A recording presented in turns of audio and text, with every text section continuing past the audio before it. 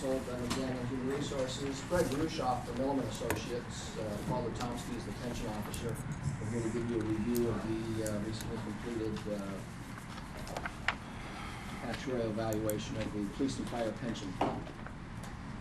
I'll just turn it over to Mr. Rushoff. Good afternoon, and thanks for having me. I planned on doing the same format that I do every year, so I'm going to be reading from the actuarial report that's dated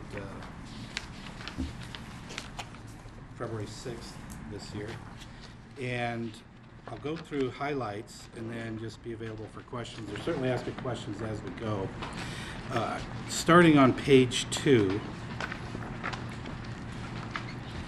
we show the reconciliation of the plan assets. This actuarial valuation is done once a year, and it's a snapshot look as of August 31st of each year. So the snapshot we're looking at is August 31st, 2014. And to start there, we look at a reconciliation from the prior year. So at August 31st, 2013, at the top of page 2, we had a market value of assets of $164 million and an actuarial value of $164 million, and we'll talk about that in a little bit. But if we can focus on the market value, we increased the value of assets through contributions paid and decreased through benefit payments that are paid out to members. And the value of assets had a net investment return, net of expenses, of $23 million. So the market value increased from 164.6 at August 31st, 13 to 184.8, which reflects a almost a 16.5% rate of return for that time period. Now, when an actuary makes recommendations for funded status and long-term funding contributions, we understand and recognize that when you're invested in equities, you're going to have good years and bad years in the market. You're going to have what they call volatility, and you can see that in this past year. Even though we assumed a 17.5% rate of return, we earned 16.5%. So we had one of those volatile years in a good way. We assumed 7.5. The prior evaluation? Okay. From August 13 to August 14. Like 17.5. Oh, did I say 17? 7.5, sorry. 7.5% rate of return. So we exceeded the expected rate of return by a large margin. We employ a technique called a smoothing mechanism. In this report, we call it the actuarial value of assets. So that column that's headed actuarial value of assets is really the smoothing that we apply to the market value to come up with a actuarial value that we'll use for the actuarial valuation of the plan.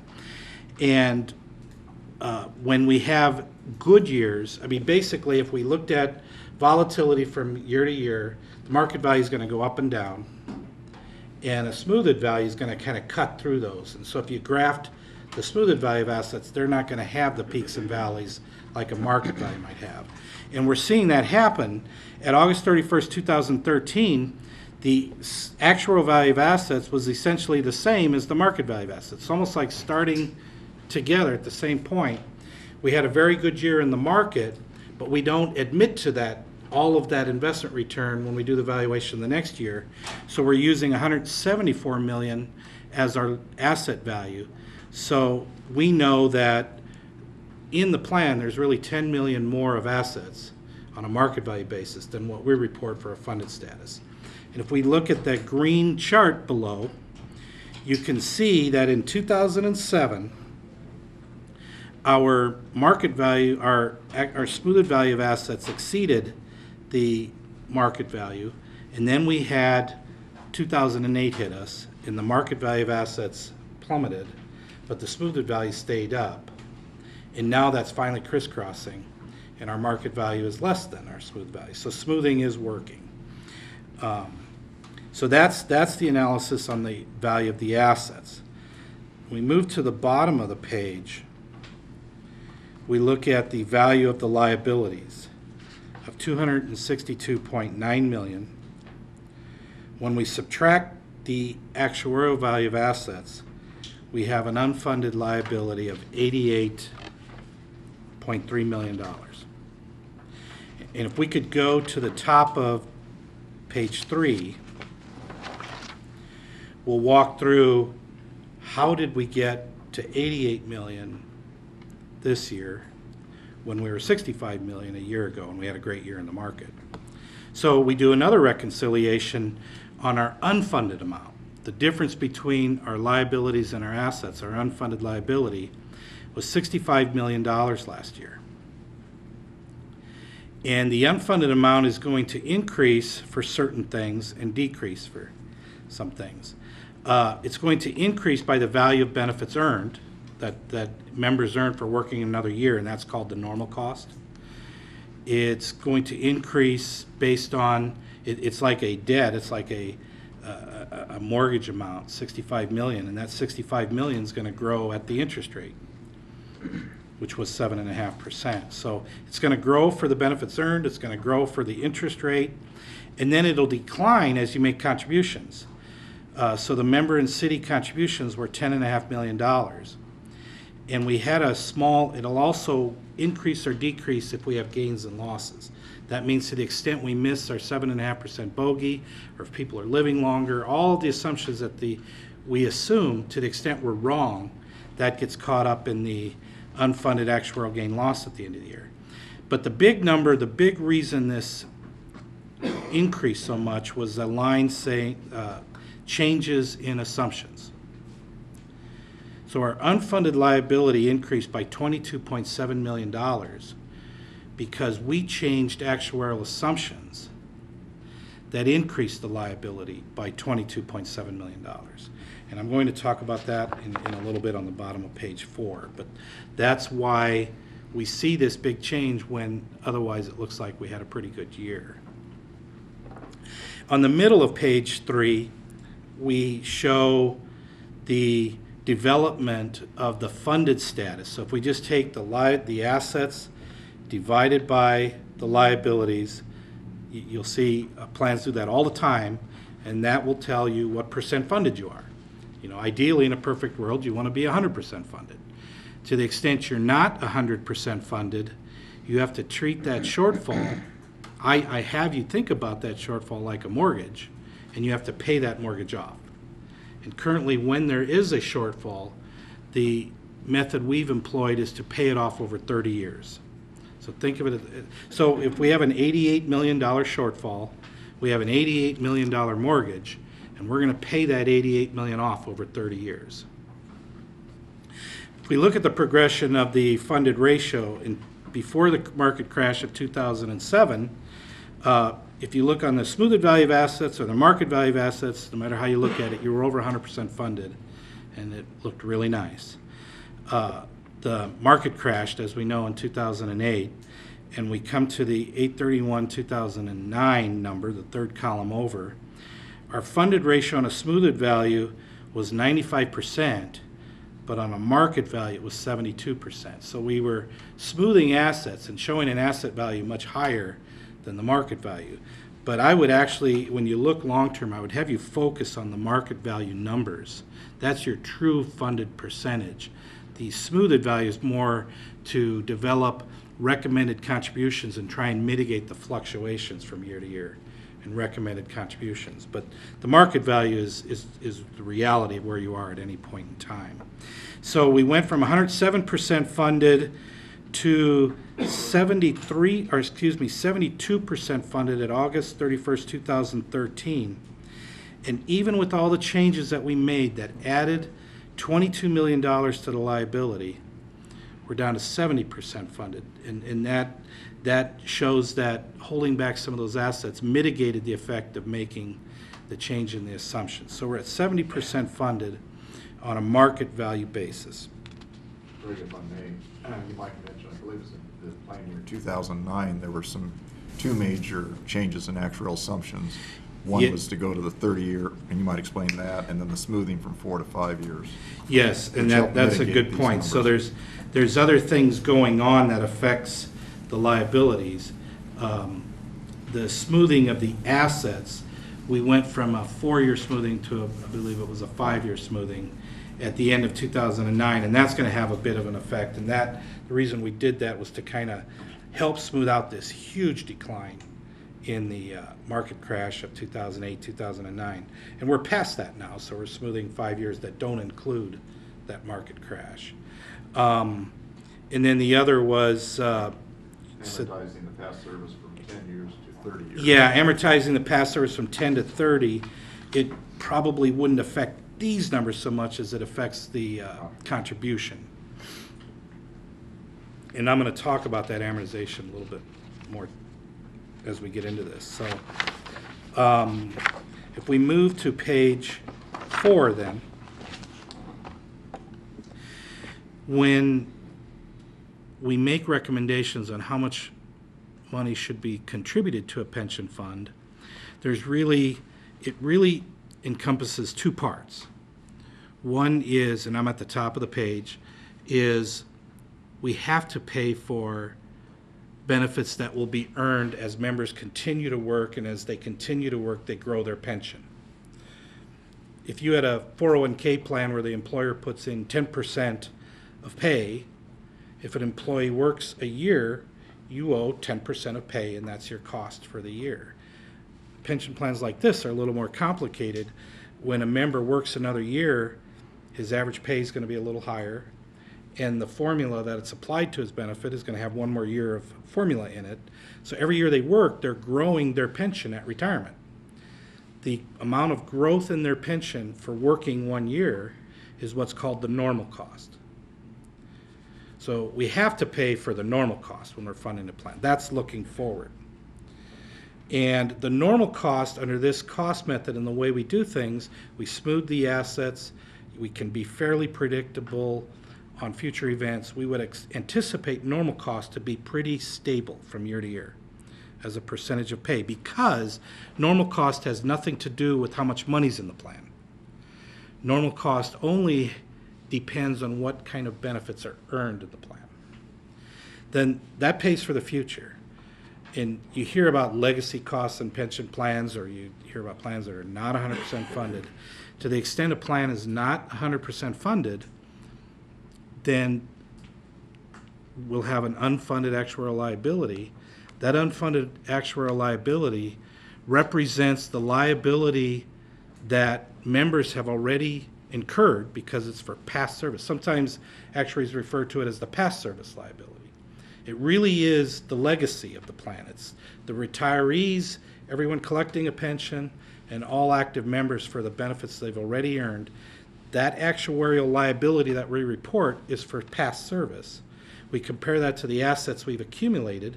We say we're $88 million short, so we need to pay off that $88 million shortfall. And paying that off is sometimes referred to as a UAL payment or an amortization payment. I think of it as a mortgage payment, just like you would pay off a house mortgage. If you owe $200,000 on a house and you're going to pay it off over 30 years, it's fairly easy to punch it in your calculator and figure out what you owe for this year on that 30 years worth of payments. Now, that's what Mr. Camp was referring to in some prior years before I was here. The payoff of that unfunded liability was a 10-year scheme. Now, when you don't have an unfunded liability because you were overfunded, it kind of doesn't matter. I mean, you know, if we don't have a mortgage, it doesn't matter if you pay that mortgage you don't have off 10 years or 30 years. It's inexpensive. Then we've created a big mortgage with the stock market decline in 2008, and as we've progressed now, and we have an $88 million mortgage, and we've got to pay that off. In 2009, we changed that to 30 years. So we said every year when we get to this valuation and we have an unfunded liability, we will calculate what would it take to pay that off if we paid it off over 30 years. Well, in 2009, and then we do the valuation in 2010, we do it 2011. Every year in the past, we always, it was like refinancing your mortgage. We paid it off over 30 years each year. So every year we reset to a new 30-year mortgage. So we never We weren't ever going to pay any of the principal. We're always just paying the interest. Beginning this year, and it doesn't show up, but you'll see it as we progress further, we believe it's proper that that 30-year term declines by 1 every year. So next year when I come here, or whoever comes here, and talks about an unfunded liability payment, it'll be a 29-year schedule. So if we have 80 million of liability, we'll figure out what is the annual payment to pay it off over 29 years. And then the next year, it'll be whatever unfunded is, what would it be to pay it off over 28 years? Have a declining balance, have an end game to that, paying off that unfunded liability. So when you fund a pension plan, you pay for the future and you pay for the past. So now if we go to the middle of the page. Greg, may I ask one Yeah. question? With that idea, this is a good step, I think, so we have a declining mortgage, so to speak, rather than just continuing to reset the 30 years. This year, for example, let's say we don't meet our interest assumptions, so our unfunded liabilities increase. Would those go on the 29-year clock per Yes. year versus its own 30? Yes. Okay. So the question is, at 6 3/4%, I'm going to be way off on my numbers because it doesn't matter. We think we'll earn 10 million in investment return, but we only earned 5 million in investment return. We missed our bogey by 5 million. That 5 million will go directly to the unfunded liability next year. We will grow if we don't hit our bogey, we grow our unfunded liability. If we beat our bogey, we shrink our unfunded liability. So that 5 million would be a 29-year payment next year. So if we look at the contribution rates then, the normal cost is in the middle, that's item number 1. They have a total normal cost, but members pay into this fund. So, and members pay at different rates. I think the most recent members pay at 8%, and some members after 20 years they stop contributing. So you get a weird looking number, but the net effect is members pay in 6.75% of total payroll.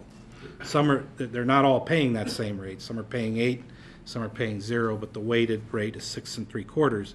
The normal cost rate is 18% of pay. So the net employer part is 11.58% of pay. So if we think about this plan, if we didn't have any debt, if we didn't have any unfunded liability, this plan would be 11.5% of pay plan.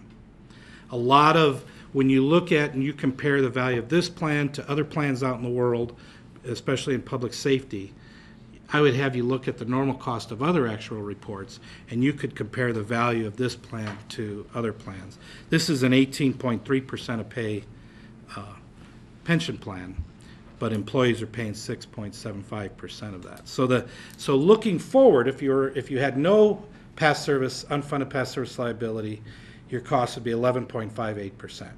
But we've got this mortgage we've got to pay off. We've got 30 years to pay it off. It's $80 million, $88 million. The percentage of pay to pay that off over 30 years is 12.86% of pay.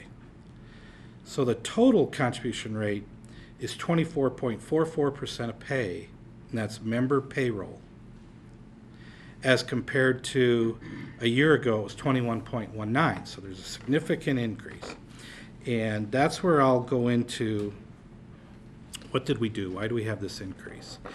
And it might have been last year, we've talked about what an actuary does to make recommended contributions is we have to make assumptions as to future events.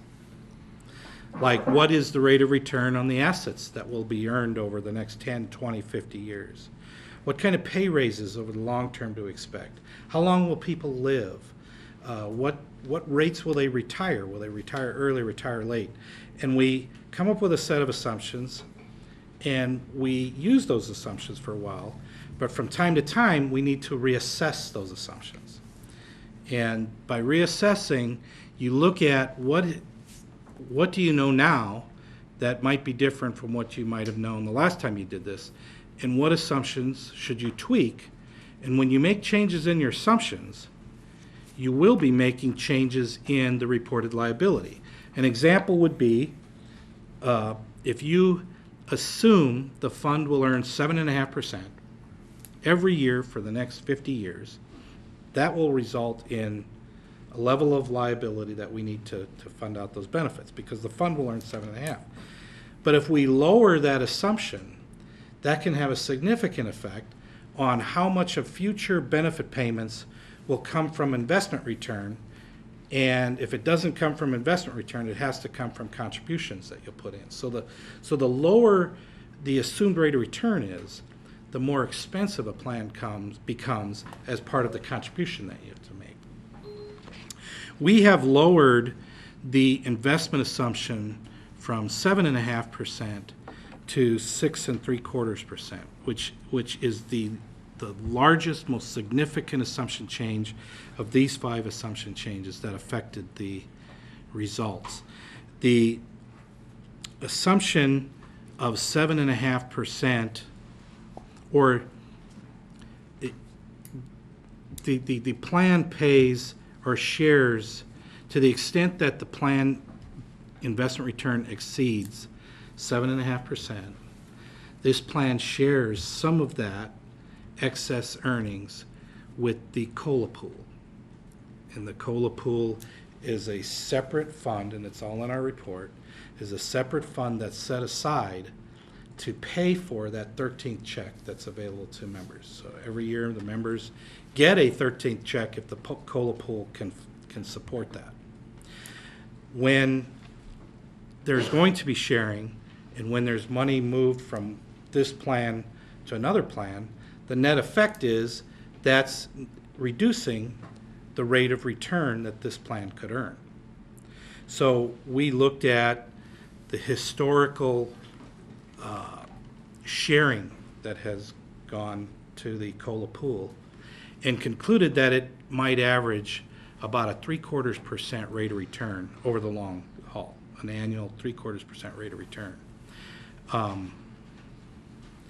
So we lowered the investment return to reflect that, and that's the lion's share of the reason why we would lower that discount rate, the interest rate, from 7.5 to 6.75. How much money is in that COLA pool right now?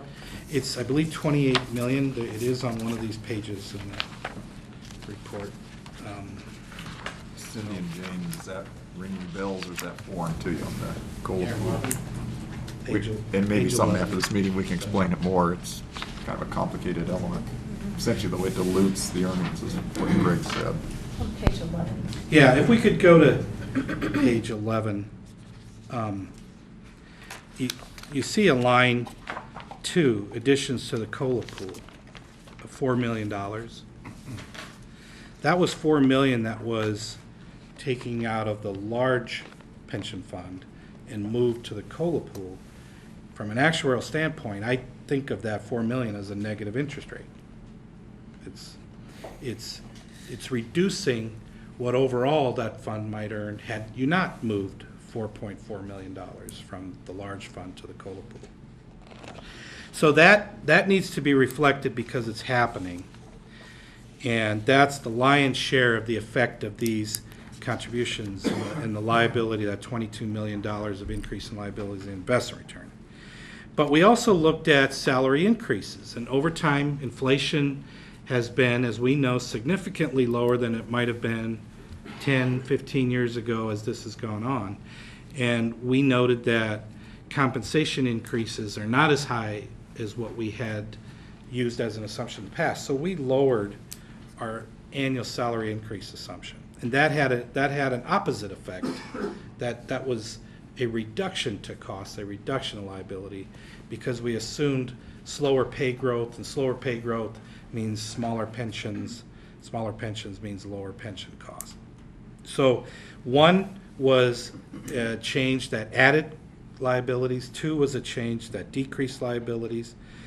Item 3 is mortality tables. As actuaries, we have to make some guesstimate as how long people will live, and that's not what we do for a living, but actuaries and actuarial societies have put together published mortality tables that we can use to guide us on, determining how long people live. And we had been using a 93 table in the past. the Society of Actuaries published a more updated table in 2000 or shortly after 2000, and have most recently in October of 2014 published another table. Every one of these generations of new tables is showing that people continue to have improvements in mortality. A 65-year-old this year is expected to live longer than a 65-year-old 20 years ago. And a 65-year-old 20 years from now is expected to live longer than that 65-year-old today. And what that means is these tables not only make a prediction of how long, what's the chances of a 65-year-old dying or an 80-year-old dying this year, but when we do that same analysis 20 years from now, there's a slightly better chance they're going to live that year than they do in this year. So it's a table with generational improvements. So this table now has baked in that mortality is going to get better and better and better. We don't know for sure how it's all going to come out, but we are seeing that every generation of table that's built, people do live longer. So that's reflected in this valuation and that added cost to the liabilities. Greg, two questions, if I may, on that particular assumption change. You mentioned you updated to the 2000 mortality, Right. but not to the 2014. Right. And could you share with us why you didn't go to the more recent table? There's controversy in the table built in the actuarial community. It was based on actuaries all across the country sharing their data with the Society of Actuaries. And the Society of Actuaries built these new tables in 2014. And when you read their white paper, their discussion paper of how they built the tables, the governmental plans, the public safety plans, the large governmental plans, the data they got, they felt was not good enough for their study, like it was too spotty. And it's almost like people might be dying faster than they thought, but then they said the data's not right, and that's why. So they threw out all public plan data when they did this study, so it was more based on corporate plans. And the community is not believing that for governmental plans like yours that we should go all the way to this new table when it wasn't built the way that they didn't use the data from these public safety and governmental plans. So I think we're good. We made a big improvement. I think we're in the mainstream of what other firms, actuarial firms, are using for mortality. We're not out, we didn't skip over a table. This table alone added probably 8% to the liabilities. So we had a significant change, and we'll wait and see. Now the problem with your plan, it's way too small to do a study. You need 1,000 deaths at each age before it's creditable to do an actuarial study on it. I mean, you don't have anywhere near that. And so if one person dies, when we look at the data, that would tell us we should, use a Civil War table. But if nobody dies, we should be using a space age. There's too much, your numbers are too small to study the data. So we went with a published table that would become.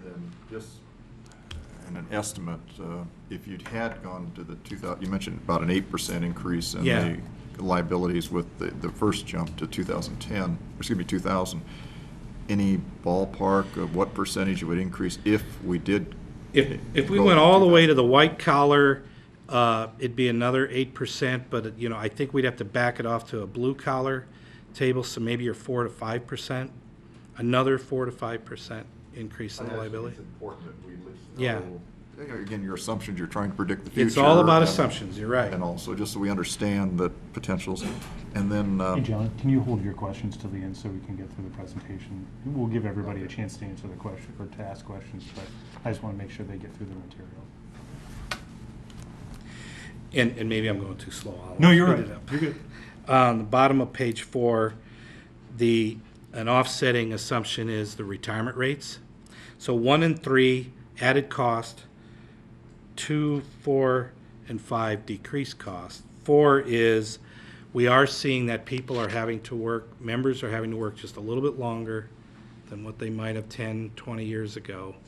And as people work longer, they're in the system longer, they're paying in the system longer, and that had a net reduction in liability.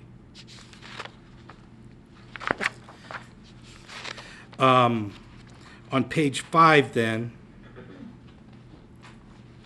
and I think this is a repeat of what I've said, so we have $88 million unfunded liability, 12.86% to pay that off, a total contribution rate of 24.44%. Now, if I could have you jump ahead to page 22.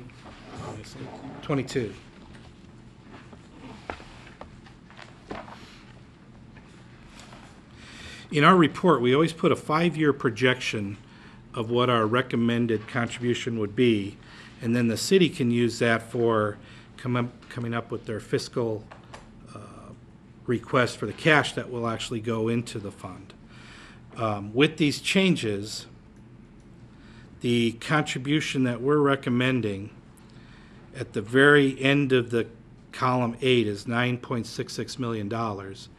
And then the city uses that for an advance for the fiscal year 15-16 as at least what we would call the recommended, or we had it the budget request number. It's not mandatory by any law of the land, but it's a recommended contribution to keep this plan on par with our funding recommendations. Now, that's my report of the actuarial valuation, which is coming up with what's our funded status, what's the cash contributions. But I wanted to bring up, for accounting purposes, you may have heard and read about the Governmental Accounting Standards Board, the GASB, has issued new rules for finance directors, finance of a municipality or government, on what they show, what you'll show on your books as a liability, as an annual cost for the pension plan. And they did that new GASB statement in 2 parts. One is called GASB 67 and one is called GASB 68.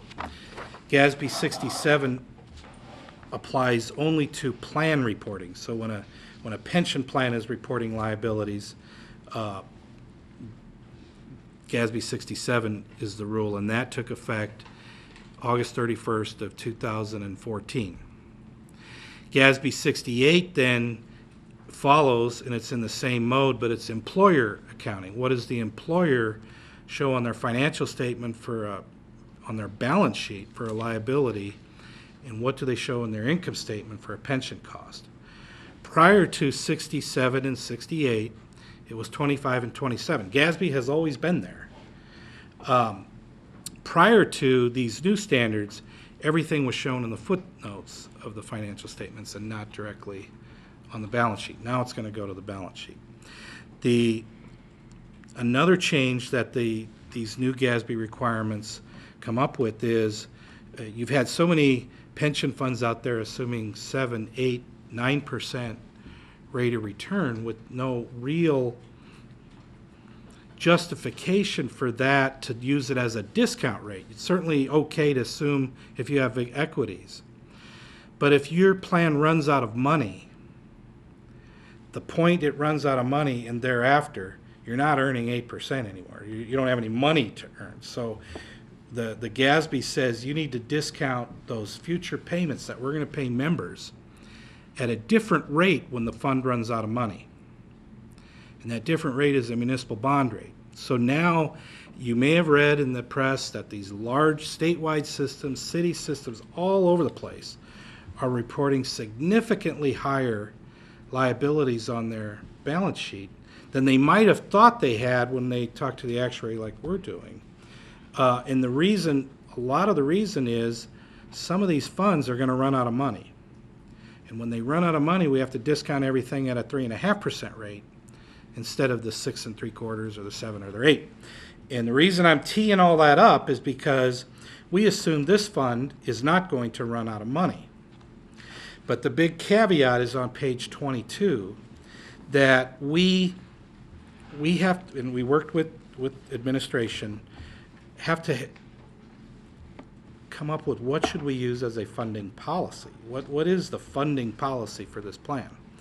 And at least for this first GASB 68, we're assuming the actual funding policy is this column 8, that whatever the actuary recommends, that's what you'll fund. But let's say you choose to do something less than that, and it doesn't matter, let's just something less than that. If it's significantly less, when we do our projections, we may find that your fund would run out of money. Now, it's not going to run out of money in 10 or 20 years, it might be 30 years, I mean, depending on the level.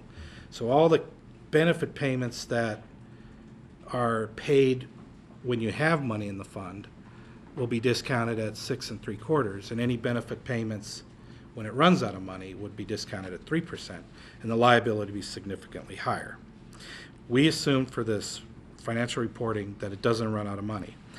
The second thing, I wasn't planning on going through the report, but you'll notice that the unfunded liability for GASB doesn't look as bad as the numbers I just told you. And there's a couple of reasons for that. One is, for GASB, we're required to use the market value of assets. We can't do this smoothing stuff, so we have to use the market value. So there's $10 million that we had that we didn't know we had.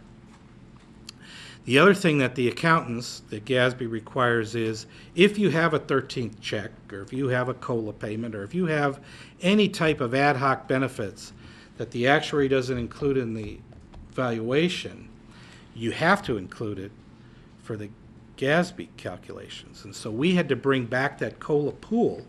So we brought $28 million back in the fund, and we assumed that 13th check would be paid out of the fund. And that actually was a net positive. So your unfunded liability looks much better on a GASB basis than it does on the basis I just described for you, for those two reasons.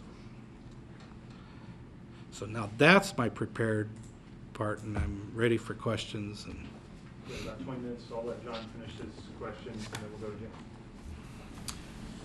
Well, looking at this, I guess if we did the full 24.44% contribution, then that would be at the 9.6 million.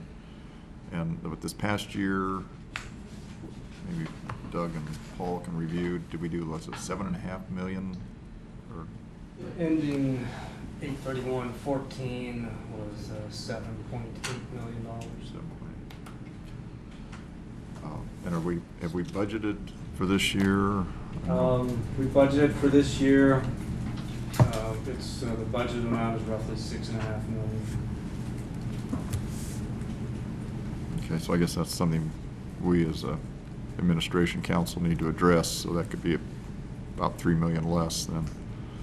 I mean, the year we're currently in is roughly $6.5 million. This is the next year. Well, they'll start this September, that's right. But I've forgotten what our projected or requested contribution for this. I forgot too. Yeah, I think it's right around $9 million. Or something, you know. So we're still budgeting less. Okay. And I appreciate the GASB information because that enlightened me on some things. What thoughts do you have, Greg, just looking down the road?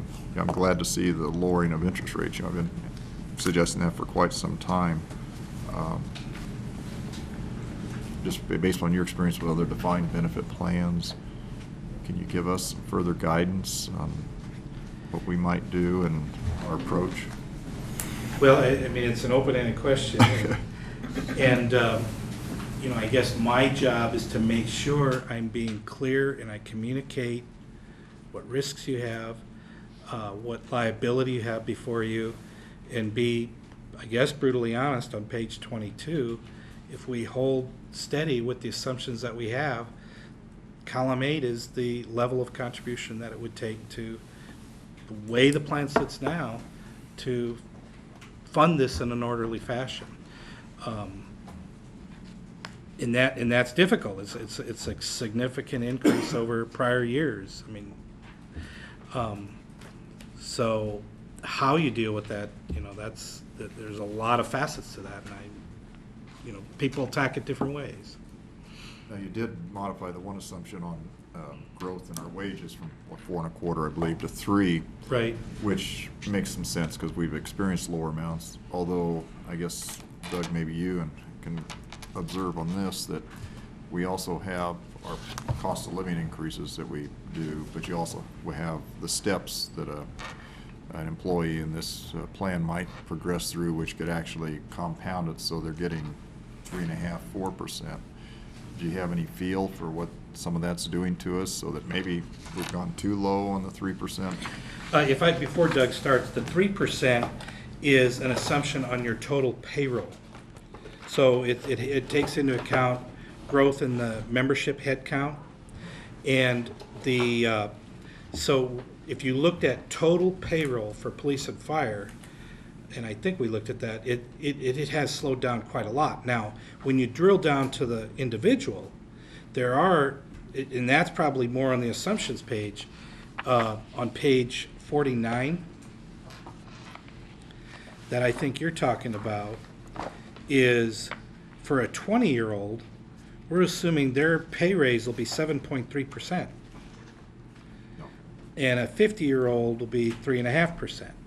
So we do take into account, I think what you're talking about is when you're younger or earlier in your career, there's more opportunity for you to get promoted or merit raises, and as you progress through your career, you've gotten all of those merit increases. But the 3.5% assumption that we speak about earlier is what is the total pot, the total payroll growing from year to year, because that's what we have that we charge against this 24% of pay. So if this was a growing community or you were growing your head counts, the pension plan would become less and less expensive because we'd have more people, more payroll to spread it over. When I'm looking there at page 49, all of those age categories all exceed, 3.5% or more, and yet you're going at 3%? Right. What happens is as a member retires, say at 55 or 60, and makes, let's say a captain or something, makes 80,000 or 90,000, and so you lose a body, and you hire a body. Do you hire them in at 80,000? I mean, if you look at, it's fluid. I mean, you have people retiring at a high pay rate and coming in at a lower pay rate. When you look at the total payroll of that entity, it's going to grow much slower than these individual raises. And that'd be something we could look into, but that's the general concept. Yeah, that's fine. I do have a couple of questions. On the mortality table assumptions that you're using, you said that the public safety numbers seem to appear to be an anomaly based on, say, the corporate mortality tables that you are...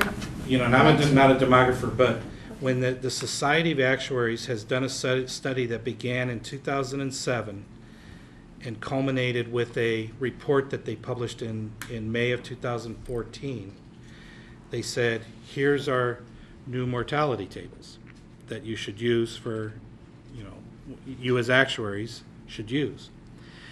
And then they had several hundred pages on how they developed those tables. And those tables ended up being developed without using governmental plan employee data.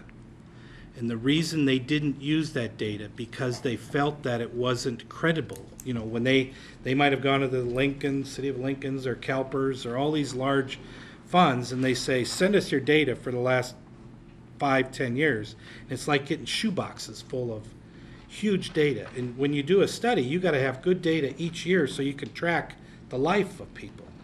And they said it was not good, that people would show up and not show up from year to year, that they just had to throw it out. I'm saying that other people speculated maybe they're not showing up because they died. And that's probably hyperbole, and you're extrapolating, but the study that was recently released hit corporate pension plans, and corporate pension plans are using these new tables, but we're seeing governmental plans back away a little bit. And and governmental plans have always trailed on the use of the mortality tables. So we still had a significant rise in the liability because we updated the table, but we didn't go all the way to the white collar 2014 table that was recently published. So basically, you have increased the amount of your assumption, particularly based on those mortality table. We used the 2000 tables with assumed improvements. So if they were done in 2000, but they're, whatever, they said, here's our line in 2000, but we're at 2015 already. And we baked in improvements from that table. That we're saying every year mortality gets better and better and better, and in the future it's going to get better and better and better. So we've used a more modern table that projects improvements in mortality, and it's a step ahead than what we were using. And are they periodically adjusted depending upon the category or classification of work performed, such as a public safety? Yes, Police and fire, so is there it's an huge. adjusted rate because of the work Yeah, that we're- you perform? We're seeing people are looking at either creating tables that'll get published, or what happens next now that these corporate tables have been published. I think you're going to see in the next few years some studies and analysis of governmental plans, because you're not alone in this, and it's happening all over, that the actuarial and management of these plans are saying, we don't think we should go to this full corporate table, but they're asking just what you're asking. Well, okay, what then? And what analysis has been done where you're not throwing out that data? So we'll be watching for that. Right, and anecdotally, I guess I've heard, but I don't have the data to back it up, that it is hazardous duty to be a public safety officer, fire and police, and therefore their longevity is somewhat Less, and that's limited. exactly Yeah. right. So therefore, I'm surprised that we go with the corporate We went, tables, but I guess if that's the customary and norm, no. well, we did, we went to the corporate tables, 15-year-old ones. So we're a step behind. And we are assuming that this membership doesn't live as long as possibly in the corporate world. And public safety is a big part of that. Now, it gets a little more diluted in the civilian side, if this was a civilian plan, but certainly in public safety, there's the belief that mortality is not as good as outside of that, because it's hazardous, that's right. And then I just have a question on our contributions. It seems like we have been contributing 10.5 million on an annual basis, but that's the employer and employee Yeah. contribution. So, and then I think you clarified that in August of 2014, it's just the employer contribution is $7.8 million. That's what the city of Lincoln pays? Okay. So that we are going to be, and you're projecting that it's 9.6 million, but that's plus that 0.4 in administrative expense. So that. Yes, I have. Does that 7.8 include that 0.4 that's your typical administrative cost? Because I was going back to the original. The 7.8 is the contribution amount The that employers make. that the And- employer has put in. The 0.4 is an expense. If you go to Mhm. page 10, That comes out of the fund, yeah. That comes out of the fund. Yeah, And it's not. so you could think of it as netting it out, I mean, because it's right in and right out, but.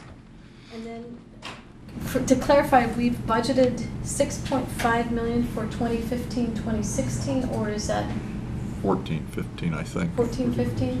14 to 15. They'll end this August, so in 3 months. And so we have a deficit of almost 3 million I for would this say current roughly fiscal? 2.5 to 3 million deficit. For this fiscal year that we're currently in? Yes. Okay. So that's-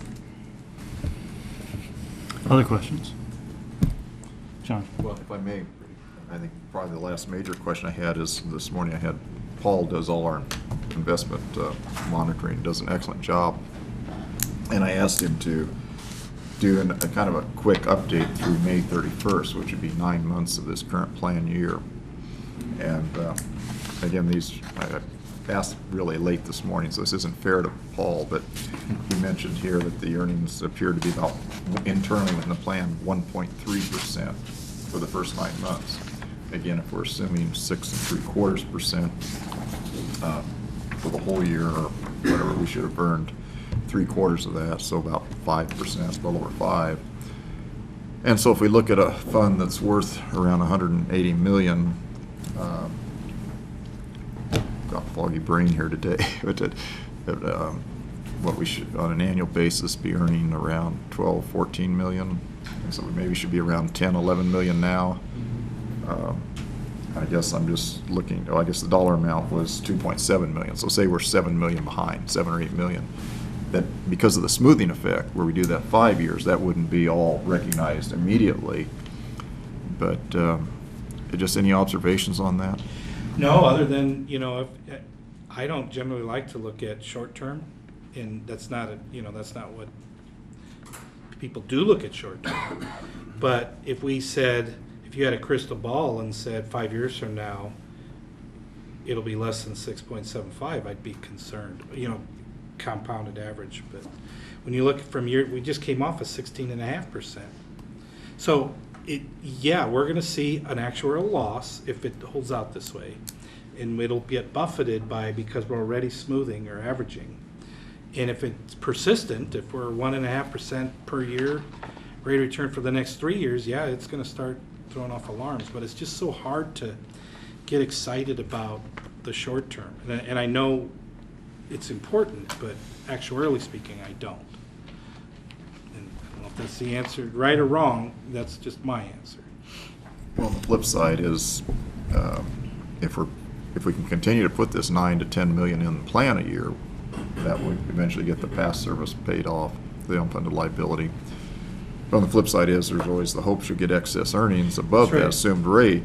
And I think at one time we talked about, after the 2008-9 debacle, our market drop, that we could be looking at 15 to 20% annual rates of return needed to really catch Yeah, up. it's terrible. Go ahead. Well, going back to that 13th check fund, how exactly is that money put into it? Where does that money come from? Is it based on return and investment greater than what we projected? That is described on page 11 in detail. I think I know the answer. I'd like to hear. Yes. When the pension plan earns a market value return above 7.5%, the return above 7.5%, part of that is shared, which means it changes accounting locations from the base pension to the 13th check fund in proportion to the amount of liability that the retirees have divided by the total liability. Basically, that means a third of the earnings above 7.5%, if there are any, get transferred from the base accounting pool to the 13th check pool. So essentially what that means is, on a dollar cost averaging approach to investing in this fund, we lose ground, or we don't gain ground as rapidly as we could if we weren't taking any money out and putting it into a 13th check fund. Correct. So it makes it more difficult to benefit from good years. Correct. Well, another way of putting it too, in the bad years, the city bears all the risk. In the good years, the COLA benefits, whereas the COLA doesn't really lose unless there's total negative. Yeah, it only rate goes return. one way. Yeah. And it doesn't come back the other way in a bad year. Plus the corpus, or the principal, and the COLA also earns. So this year was a very lucrative year. What drove those GASB changes? Excuse me? What drove those GASB changes? The more transparency on what employers are putting on their balance sheet as a liability. So the rating agencies came forward and said, hey, look. Yeah, I mean, as an example, if you had no money in the plan, you could still assume an 8% rate of return and no one's going to argue with it in the past.